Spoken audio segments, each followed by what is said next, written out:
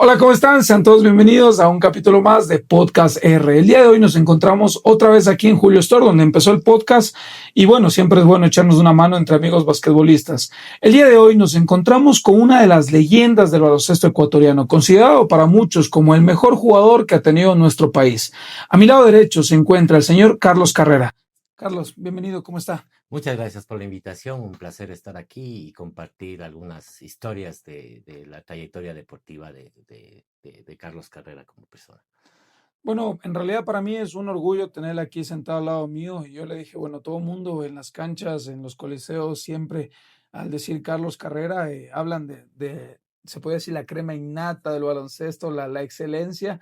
Y es bonito para mí poder estar en esta entrevista. Yo creo que siempre es importante reconocer los grandes que ha tenido nuestro deporte. También ya tuvo la Liga Nacional su nombre y todo ese tipo de cosas que verifican que ha sido usted una leyenda viviente.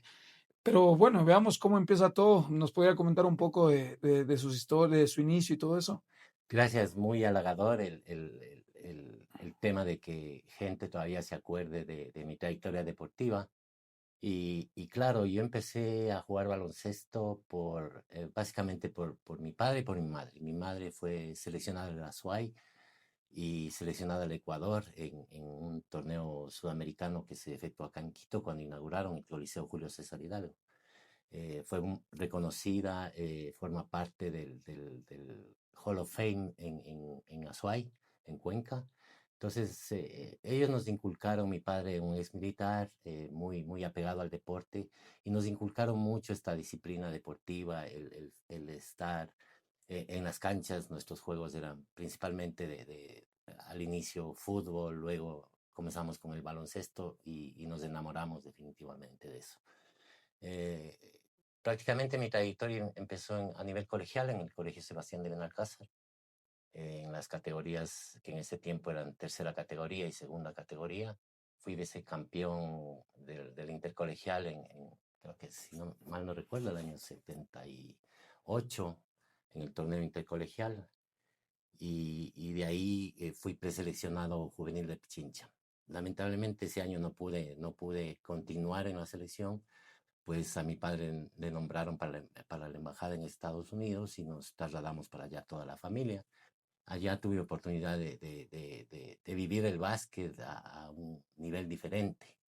En el básquet escolar de Estados Unidos, la forma en la que enseñan, la forma en la que hacen los entrenamientos, la forma en la que se juegan las competiciones es muy alto.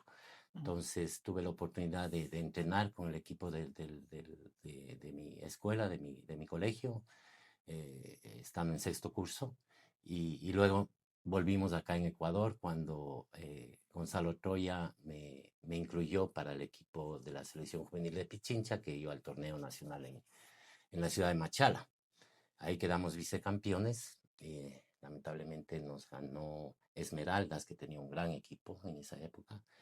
Y, y luego pues seguí formando parte de las selecciones juveniles de Pichincha hasta el año 80, cuando quedamos campeones en Ibarra con un equipo que todos dicen que ha sido, creo que, el mejor equipo juvenil de todos los tiempos, con figuras muy especiales como Diego Quiñones, el Edgar Almeida, Eugenio Sánchez, estaba Alfredo Salgado, estaban algunos ex compañeros que formaron una gran camada de buenos basquetbolistas.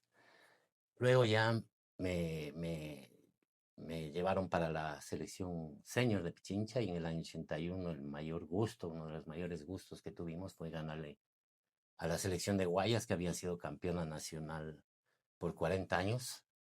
Le destronamos en la ciudad de Puerto Viejo, y creo que fue una de las memorias muy memorables. Lógicamente, en el interín entre las selecciones ya me integré en el equipo del Banco Central, donde tuve el honor de que también me dieran la oportunidad de trabajar para esa institución.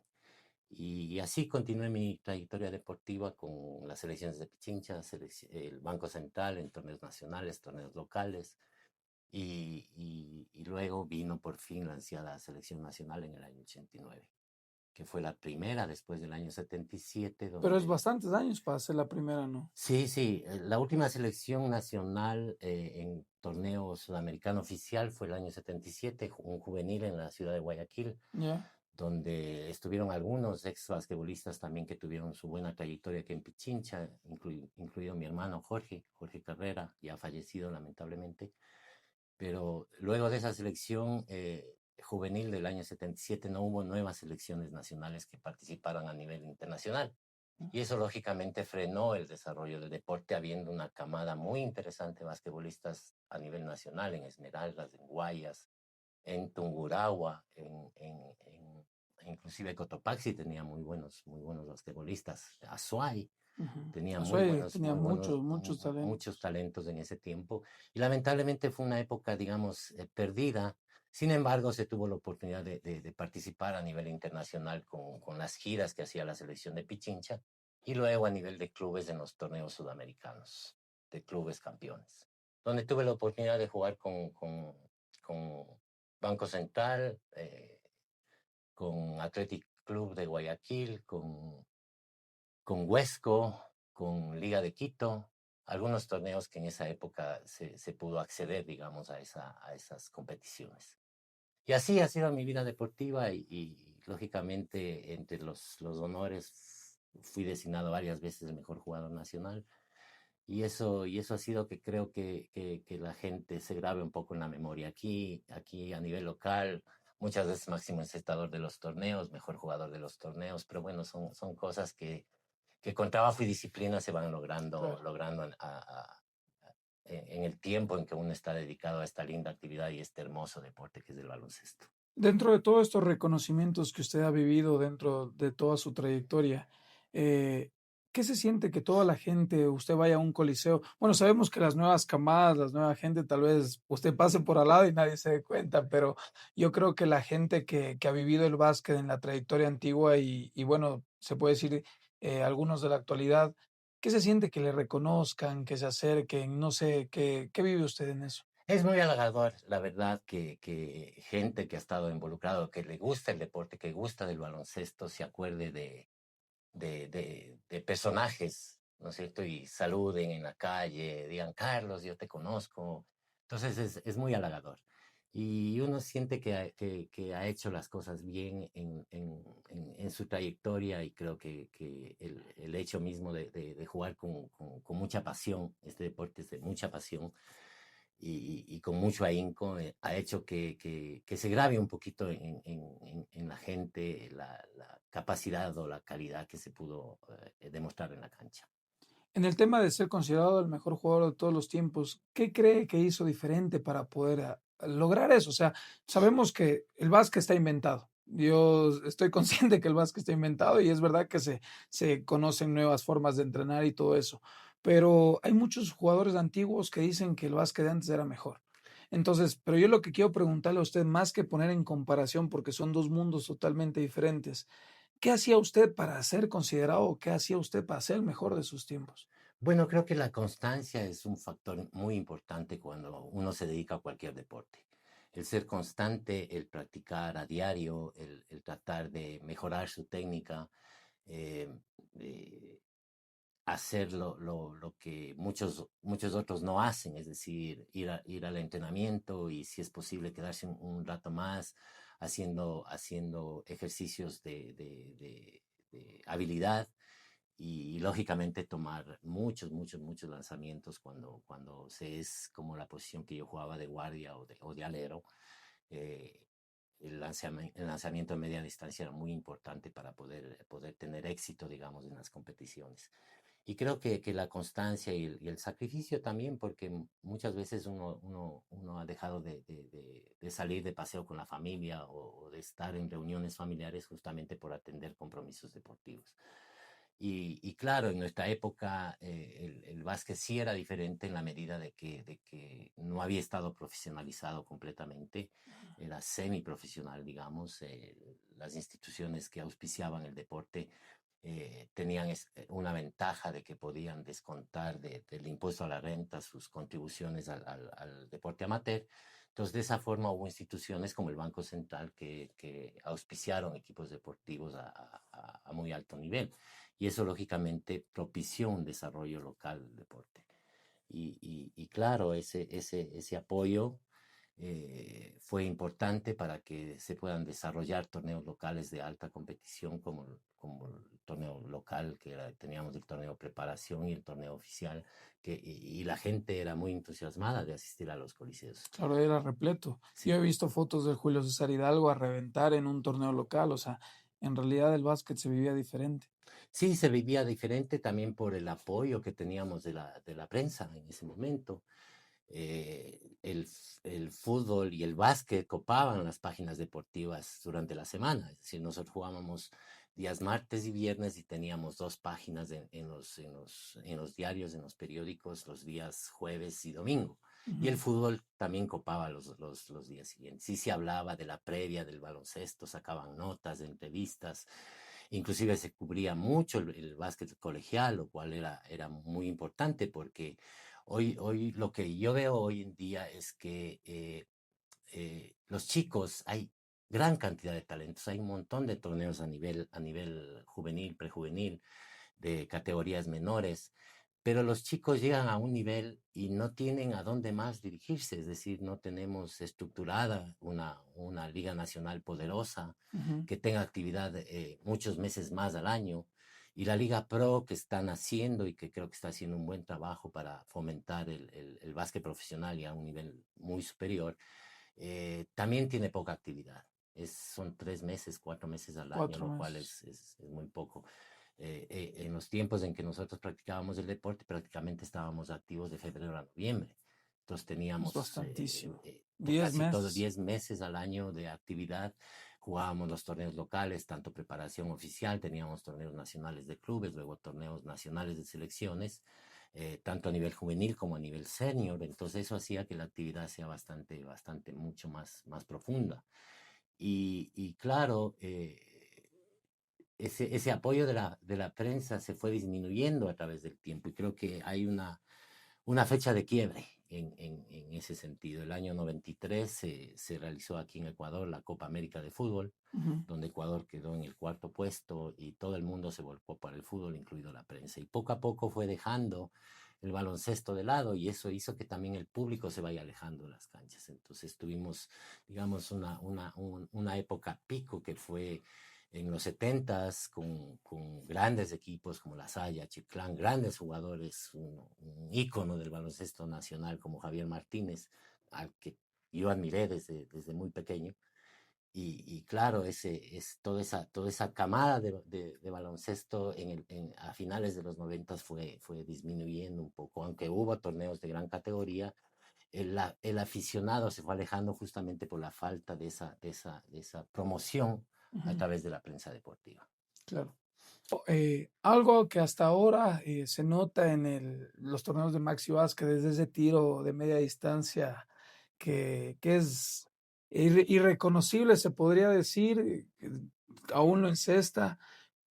Sabemos que no hay un número preciso, pero más o menos cuánto tuvo que practicar para poder estar ahí tan efectivo. Porque me imagino si ahora, después de tantos años, que me imagino que ya no debe entrenarlo como lo entrenaba antes, todavía en cesta, ¿cómo hizo para que sea tan efectivo y tan tenaz? Porque hay muchas historias sobre eso también. Bueno, como comenté, creo que la constancia es lo principal. De mi parte, por lo general, me gustaba llegar a los entrenamientos del club, empezar los entrenamientos con mucho ímpetu, con mucha fe, y luego quedarme un poco más, lanzando Ujú, ya sea tiros libres para mejorar la eficacia del tiro libre, y también los lanzamientos de media y luego larga distancia. Recordemos que los 3 puntos recién se introdujeron en el año, si no me equivoco, en el año 85 y los 3 puntos lo inauguramos en un torneo sudamericano que fuimos de clubes, que fuimos con Huesco a Brasil, donde Huesco quedó en tercer lugar. Y claro, ahí es donde inauguramos los tiros triples que fueron una panacea porque teniendo buena puntería desde la media distancia, un poco alargar el tiro fue mucho más fácil. Y lógicamente eso hizo que el juego sea más dinámico en muchos sentidos, aunque en nuestro tiempo no se abusaba tanto del tiro triple. Claro. Ahora es brutal, ¿no? Todo el mundo quiere lanzar de tres. Usted va a la cancha y creo que todo el mundo se cree triplista ahora. Bueno, Y, en realidad es un tema digamos, de perspectiva, porque hoy por hoy, con la facilidad tecnológica que de los últimos tiempos, antes no teníamos, veíamos los partidos de la NBA muy de cuando en cuando claro, cuando algún mesero nos transmitía, traía un claro, videocassette para mirar los partidos. ajá, Entonces las transmisiones en vivo no existían y claro, entonces teníamos muy poco acceso a toda esta dinámica actual de las redes sociales y todas esas cuestiones que han revolucionado, digamos. Entonces, básicamente el básquet se pega por el ojo y cuando uno ve los partidos de la NBA donde toman triples de a diestra y locura, siniestra claro. de locura, entonces lógicamente eso se pega. Y es, creo que una labor del entrenador en estos Ujú. momentos educar, es decir, cuándo tomar el Cuando triple, cuándo respetar el no, tiempo, cuando, cuándo tomar claro. los triples, cuándo hacerlo de mejor manera, de tal suerte que sean lo más efectivo posible. Dentro de toda la trayectoria que usted ha tenido, hace un rato decía que vivía los entrenamientos con mucho ímpetu. eh, Usted ha visto los cambios generacionales y en realidad, a mi punto de vista totalmente personal, creo que los jóvenes ahora no es lo mismo que era antes.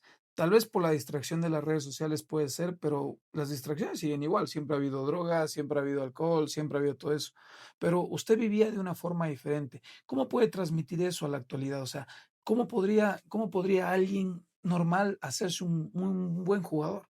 Bueno, yo creo que la cuestión de la disciplina es siempre la que guía cualquier tema cuando uno se involucra en el deporte. No digo que hayamos sido unos santos en nuestro tiempo, ¿no? Ujú, Nos reuníamos después de grandes partidos, salíamos con los compañeros y con los rivales, inclusive hicimos digamos, una amistad muy grande en esos tiempos entre los basquetbolistas. Salíamos, nos reuníamos, nos tomábamos unas cervezas, nos gustaba también un poco la bohemia de cuando en cuando, y claro, pero lógicamente luego el tema era recuperarme enseguida, ir de nuevo a la cancha, estar trabajando, sacando la mala noche, si se puede decir. Y claro, la disciplina es algo que se debe ir inculcando desde pequeños a los deportistas y ahí tiene mucho que ver quién está al mando, quién está al frente, quién está entrenando, quién está dirigiendo. Y tiene que hacerlo de una manera que no sea autoimpuesto una imposición, imponerles a imponerle, sino que sea algo interactivo de tal suerte que con disciplina se vayan divirtiendo también y sea más atractivo para ellos mantener ese estándar de disciplina divirtiéndose, no ujú. solo con exigencia, ¿no es cierto?, sino también haciendo temas de diversión, de tal suerte que sea más agradable, digamos, el llegar a la cancha y entrenar con ímpetu. ¿Cómo era vivir con sus padres en el día a día? O sea, al ser hijo de basquetbolistas o de deportistas, usted llega a ser uno de los más grandes, debe ser por algo los papás. Sabemos que en la actualidad ahora los papás es más fácil darles un teléfono y vaya para allá. ¿Qué piensa usted de eso? Bueno, en nuestro tiempo, como no había estas distracciones ahora de los teléfonos inteligentes y todas las cuestiones, el pasar en familia era normal. Es decir, salir en familia con mis padres, mis hermanos, éramos un grupo grande, 8 hermanos. Ujú, Nos encantaba el deporte, como digo, y salíamos un sábado en la tarde, nos íbamos estando cerca, siempre vivimos acá en la Carolina, salíamos al colegio Benalcázar y entrábamos y estábamos jugando básquet o jugando pelota, fútbol, lo que sea, y siempre ese tema de compartir el deporte a nivel familiar es importante y creo que hace parte de la cultura que tuvimos, ¿no? Siempre el apoyo de los padres es importante para cualquier joven que está tratando de surgir o hacer una carrera deportiva a un nivel superior, digamos, al estándar. ujú. Dentro de todo esto, ¿qué tipo de consejo podría dar a los jóvenes que están viendo el podcast? Bueno, tenemos diferentes tipos de públicos. Va a haber, yo estoy seguro que va a haber mucha gente del básquet, de los antiguos, estoy seguro que se va a repletar de eso, pero va a haber unos 3, 4, no se sabe cuántos jóvenes puedan ver esto. ¿Qué tipo de consejo usted les podría dar a ellos? Bueno, que, que tengan esa, como digo, esa constancia de querer mejorar día a día, de querer tener mejores habilidades, trabajar las habilidades, si no pueden en conjunto, solos. Siempre habrá tiempo para poder mejorar cualquier cosa que uno está haciendo dentro del baloncesto en especial, ¿no? Baloncesto es un juego de conjunto, pero que involucra bastante técnica. Es Ujú, decir, el tema de mejorar el lanzamiento, de mejorar las entradas. Ahora tienen la oportunidad de ver un montón de videos que enseñan técnicas y habilidades que pueden ir incorporando a su bagaje de habilidades que ya vienen innatas muchas veces. ujú. Entonces, eso creo que es importante y que los chicos siempre mantengan la disciplina y el respeto a sus compañeros y a las personas que los dirigen. En la actualidad, ¿cómo vive el básquet, Carlos Carrera? Yo vivo nuevamente retomando la pasión, digamos. Creo que ha habido, La perdió alguna vez? por temas laborales, tuve que dedicar mucho tiempo a mi trabajo por temas de- de cargos que demandaban una altísima responsabilidad.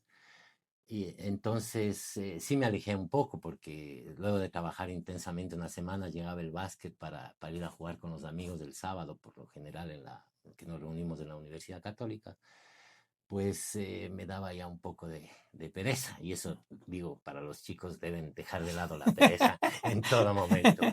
Pero ya llegado a un punto en que se habían empezado a fomentar mucho estos torneos de Maxi Basket. Me Ajá. parece que a Fue de raíz, la noche a la mañana. bueno, que a raíz Antes, del año 2018 o 2017 por ahí, antes solo lo hacía la Católica.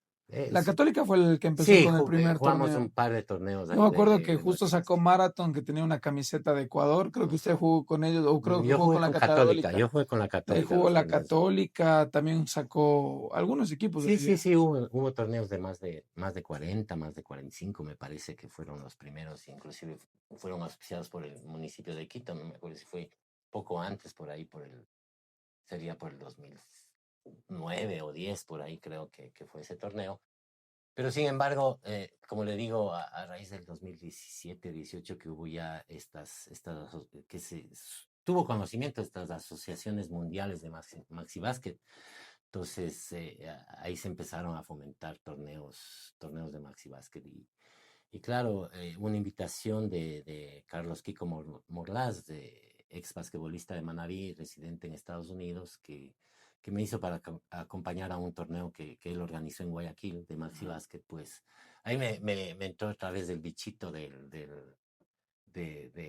apasionarme nuevamente por el deporte. Y se trata de estar practicando un poco, no con la intensidad de antes, pero tratando de estar activo. Y lógicamente luego la invitación que me hizo Arbolito y Marathon Sport para participar hace 2 años en el torneo Carolinazo. de Carolinazo, que es un torneo interesante donde se puede ver muchos talentos jóvenes que con trabajo se los puede sacar adelante. Siempre digo yo teniendo un norte superior, es decir, los chicos van evolucionando, llegan a los colegios, participan en torneos colegiales, pero termina el colegial Y se acabó. y no hay clubes acá que les acojan. En nuestro tiempo hubo esa ventaja. Claro. Localmente teníamos al menos 12 clubes que participaban en los torneos locales. Y eso hacía que haya un poco, digamos, de esperanza de llegar a ese nivel, ¿no es cierto?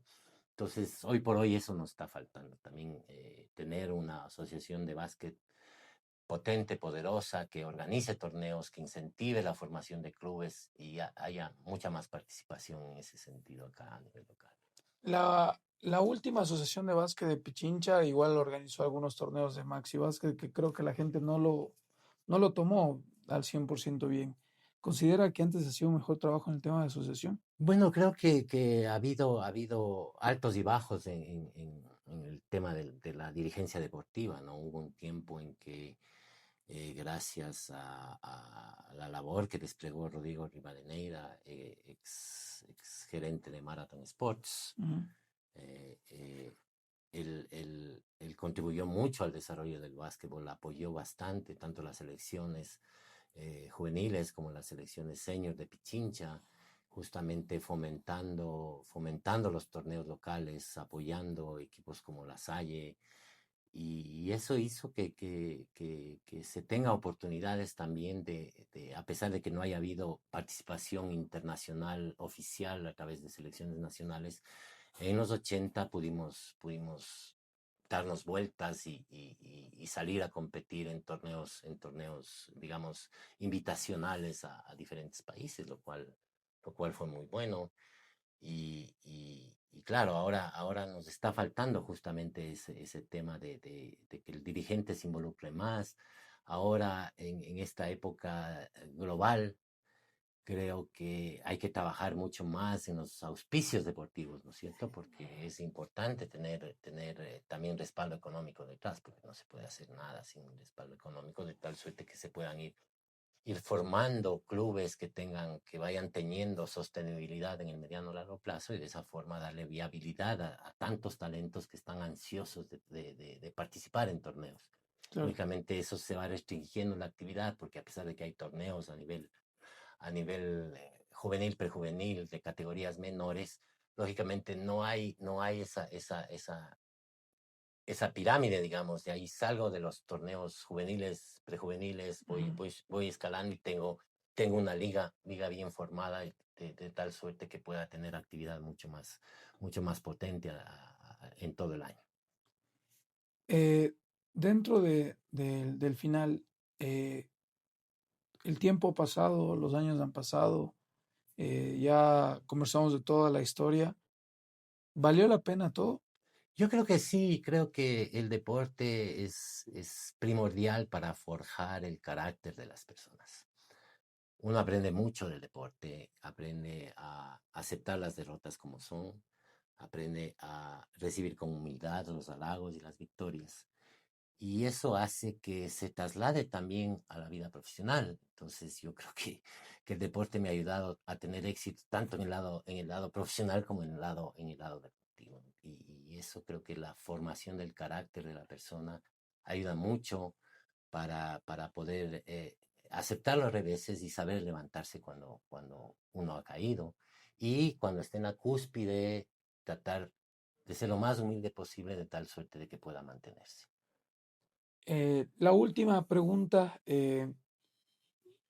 ¿cuánto le afecta a Carlos Carrera? ¿Cuánto le afectaba? No sé si ahora le afecte, pero yo la otra vez le veía jugar en la Carolina y perdieron y se fue enojado. Entonces, sí, Mm, ¿cuánto le afecta perder a Carlos Carrera? Bueno, siempre digamos, el carácter competitivo que uno tiene, siempre quiere ganar. Y las derrotas afectan, pero no es que uno se vaya muy enojado, pero sí se va un poco molesto, principalmente con uno mismo. Es decir, ¿qué se pudo hacer mejor uno mismo para ayudar al equipo a salir triunfante? Pero hay veces que uno mismo no tiene unos buenos días, unas buenas tardes, puede uno salir y jugar pésimo, y eso hace que uno se sienta incómodo, se sienta mal, y lógicamente siempre la derrota afecta, pero como digo, hay que saber aceptarlas y levantarse. Y el levantarse requiere mucho carácter y tener pasión, porque el básquet es un deporte de pasión. Había un nombre que hice yo en un podcast antiguo que había el nombre de Milton Barkley, que dicen que era una locura. Y hay una historia que me comentaban que había enfrentamiento entre ustedes, o sea, basquetbolístico, ¿no? O sea, no, nada más extra de deporte. ¿Qué tan cierta es la rivalidad esa? Bueno, Milton Barkley, un gran jugador, muy hábil en la cancha, eh, muy rápido. Milton era un jugador al que uno tenía recelo de cubrir por su gran habilidad. Él jugó, creo que es unos 3 años o 4 menor a mí, pero hizo unas grandes temporadas. Él jugó me parece que para Huesco en su momento, y hubo partidos de intensidad asombrosa entre Milton y yo, porque él me cubría, yo le cubría, entonces había que hacer mucho esfuerzo de lado y De lado lado y lado. para tratar de neutralizar las habilidades de cada uno. Y claro, lo recuerdo con mucho cariño. A Milton no lo he visto en 50 años, creo, o Viven más, ¿no? años. En muchos años, y espero que se encuentre bien. Bueno. Y la última, ¿qué opina usted de Jeff Escalante? O sea, la duda siempre ha estado, la gente dice entre usted y Jeff, entre los dos mejores. Muchos dicen que usted, muchos dicen que Jeff. ¿Qué opina de Jeff Escalante usted? Jeff Escalante, un gran jugador. Creo que dentro de las generaciones que fueron formándose después de nuestro auge, hay varios jugadores a los que hay que reconocer definitivamente. Armando Rubio, Armando que, Rubio. que de juvenil, muy juvenil, ya formó parte de una selección senior de Pichincha en el año 83. Luego vino Diego Romo, gran jugador Diego, de mucha habilidad. Y claro, Jeff Escalante. Jeff Escalante, un gran armador, un gran creador de juego, y también muy efectivo desde dentro de la zona y fuera de la zona. Gran lanzador, gran triplista. Creo que ha habido este cambio generacional que con mucha satisfacción puedo decir que Jeff es uno de los grandes jugadores de baloncesto del Ecuador. Y lógicamente acompañado de otros nombres que se me pueden escapar de la época ya de los 90, cuando uno ya estaba casi al final de la carrera. Jeff ha sido uno de los más grandes que hay. Chévere. No sé si es que tiene algún saludo en especial para alguien. Básicamente un saludo a mi familia, a mi esposa, a mis hijos, que los llevo en el corazón, a mis hermanos, a mi madre. Lógicamente agradecerles siempre a mi madre, a mi padre, todo ese apoyo que hemos recibido durante los años que fuimos deportistas, y durante los años posteriores que ya no fuimos deportistas, siempre estuvieron a nuestro lado. Entonces, con mucho cariño, y a la afición que todavía me recuerda, le agradezco, es un halago, y siempre los tendré en el corazón. No, yo agradecerle nuevamente. En realidad, como le dije al inicio, me mantengo en lo mismo. Es un orgullo. O sea, yo creo que tener estos espacios, tener estas conversaciones con gente que ha hecho tanto, o sea, te cambia el chip. O sea, te cambia el chip. Y nada, gracias por darse un tiempo. Yo le agradezco mucho y nada, espero que todo en su vida siga siendo éxitos, y gracias por dar tanto a nuestro básquet. No, muchas gracias a ti por la entrevista, por este podcast en el que he podido contar un poco mi historia. Puede ser que bien o mal, pero, pero ha sido un gusto poder compartir contigo estas pequeñas remembranzas del baloncesto ecuatoriano, y, y, y- y agradecer también el cariño que uno va recibiendo ahora en estos intercambios de Maxi Vázquez, de toda la gente que, que que ha sentido una amistad y un cariño especial conmigo. Yo digo, hay gente que debe ser una locura ver jugar contra tu ídolo ya de Maxi Vázquez. Ya. Me imagino, no sé, pero sí, o sea, ha habido gente que me precedió, lógicamente, con los que se pudo interactuar a nivel de básquet activo, y ahora en Maxi Básquet todavía hemos forjado un vínculo de amistad que perdura en el tiempo, a pesar de que probablemente no nos hayamos visto muchos años o no Claro. hemos mantenido el contacto. Los reencuentros siempre son muy, muy, muy agradables, muy, muy halagadores, y eso hace que el básquet sea un deporte de unión, de comunión, y que la gente que nos ha gustado este lindo deporte permanezcamos unidos, y con esos lazos, esos vínculos que solo el deporte te da. Muchas gracias, Carlos. Agradecerles a todos ustedes por ver un capítulo más de Podcast R. Como les dije, nos encontramos aquí en Julio Store. Si es que alguien necesita zapatos de baloncesto, creo que es una de las mejores opciones que tenemos dentro de la ciudad y del país. Así que agradecerles a todos, agradecerte, Carlos, nuevamente. Y gracias a todos. Nos vemos en el siguiente episodio. Un abrazo. Cuídense mucho. Hasta